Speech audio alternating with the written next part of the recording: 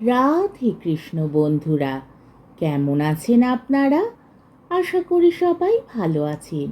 আজকে আবার একটা নতুন ভিডিও নিয়ে হাজির হয়ে গেছি।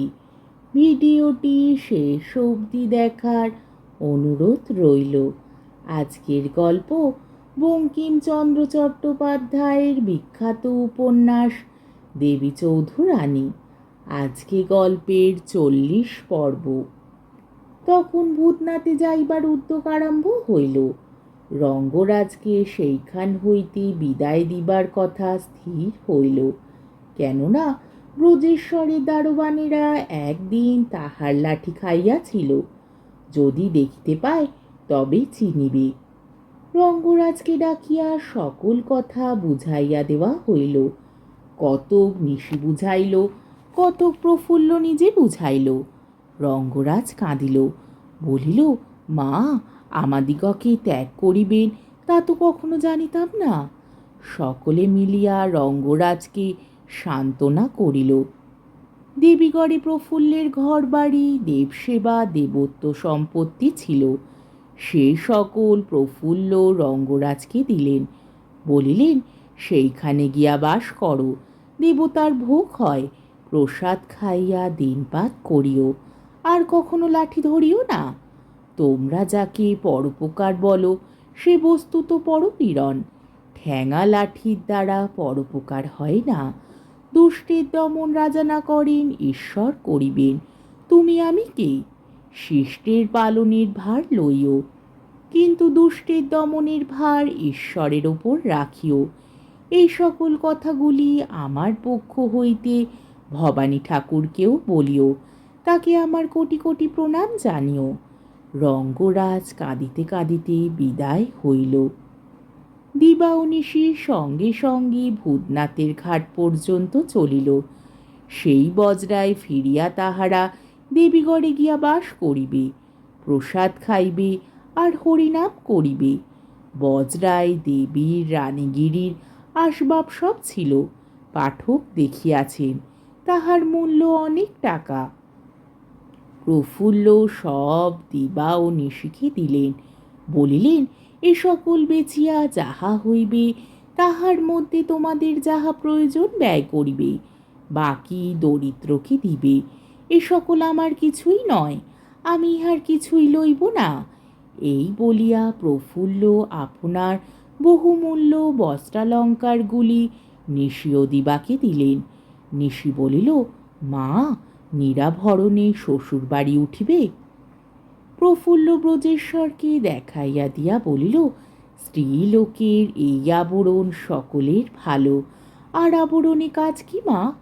নিশি বলিল, আজ তুমি প্রথম শ্বশুর বাড়ি যাইতেছ, আমি আজ তোমাকে কিছু যৌতুক দিয়া আশীর্বাদ করিব, তুমি মানা করিও না।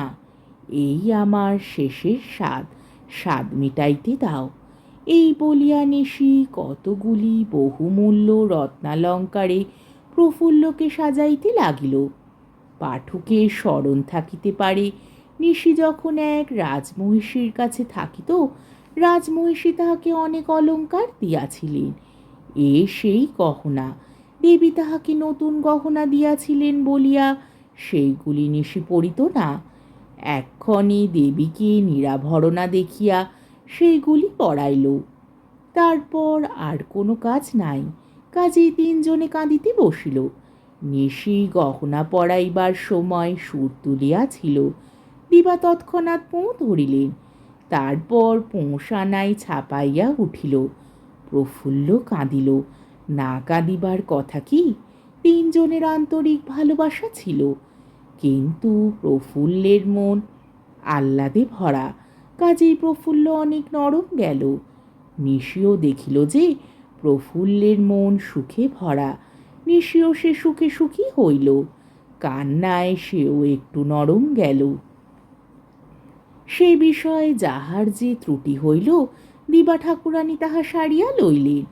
যথাকালে বজরা ভূতনাথের ঘাটে পৌঁছাইল। সেইখানে দিবা ও নিশি পায়ের ধুলো লইয়া প্রফুল্ল তাহাদিগের কাছে বিদায় লইল। তাহারা কাঁদিতে কাঁদিতে সেই বজরায় ফিরিয়া যথাকালে দেবীগড়ে পৌঁছিল।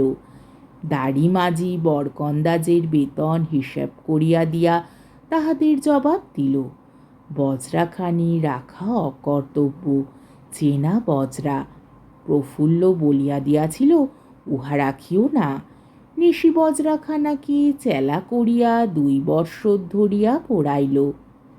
এই চেলাকাঠির উপঢৌকন দিয়া পাঠক নিশি ঠাকুরানীর কাছে বিদায় লউন, অনুপযুক্ত হইবে না। আজকের পর্বটি এইখানেই শেষ হলো। আমার ভিডিওটি যদি আপনাদের ভালো লেগে থাকে তাহলে আমাকে কমেন্টের মাধ্যমে আপনাদের মূল্যবান মতামত অবশ্যই জানাবেন এবং আমার ভিডিওটিকে লাইক ও শেয়ার করার ও আমার চ্যানেলটিকে সাবস্ক্রাইব করারও অনুরোধ রইল। তাহলে আজকের ভিডিওটা এই অবধি। পরের দিন আবার এই গল্পেরই 41 পর্ব নিয়ে হাজির হয়ে যাব। ততক্ষণ পর্যন্ত আপনারা সবাই ভালো থাকবেন, সুস্থ থাকবেন, সাবধানে থাকবেন এবং আমার ভিডিওটি দেখতে থাকবেন। তাহলে আজকে আসি। রাধে কৃষ্ণ।